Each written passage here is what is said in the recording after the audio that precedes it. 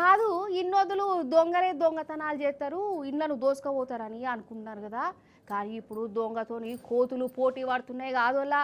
కోతులలో కూడా దొంగ కోతులు కూడా మోపైనాయి ఏంది ఒకళ్ళ ఇంటిని దోసుకుపోయినాయోళ్ళ దొంగ కోతులు ఆగో పాపం.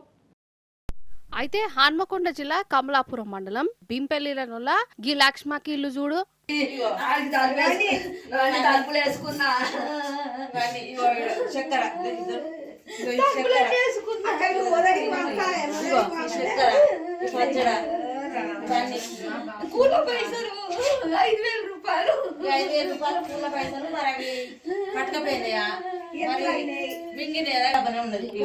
అయ్యో పాపం ఏడుస్తాంది కదా. ఇల్లంతా కళ్ళం అయిపోయింది. పప్పులు ఉప్పులు అన్నం కూర అన్ని కింద పడ్డాయి. పాపం లక్ష్మకేమో బొల్లే ఏడుస్తాంది. ఏమైందక్క? అయితే ఈ ఊర్లే బగ్గా కోతులు తిరుగుతున్నాయి అటనోలా. ఈ లచ్చక్క ఇంటికి అయితే తాపకోసారి కోతులు వచ్చి ఇక వీళ్ళని ఆగం పట్టిస్తున్నాయట.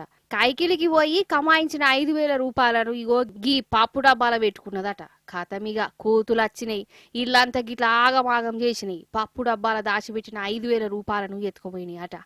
అయ్యయ్యో, రెక్కల కష్టంతో కమాయించిన పైసలు గిట్లా పోతే ఎవరికైనా ఎంత బాధ అనిపిస్తుందో అసలు కదా. అందుకే పాపం ఈమె గింతగానం ఏడుస్తున్నది. అందరూ వెంటనే స్పందించి బీపల్లి గ్రామంలో కోతుల బెడద వెంటనే తొలగించాలి. ఇక్కడ నుంచి బీపల్లి గ్రామంలో అందరూ ఇంట్లో తొలబడి ఆస్తి నష్టం జరిగింది. 5,000 డబ్బు మనీ నష్టం జరిగింది.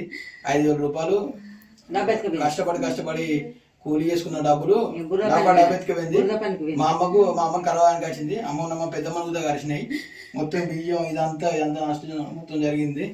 అయ్యయ్యో, ఆగో మాట్లాడుతుంటే కూడా ఏదో కోతొచ్చినట్టుగా వచ్చింది కావచ్చు. కమ్సే కమ్ ఒక్క నిమిషం కూడా మాట్లాడే పురుసతు టైం లేకుండా అయిపోయా వీళ్ళకు.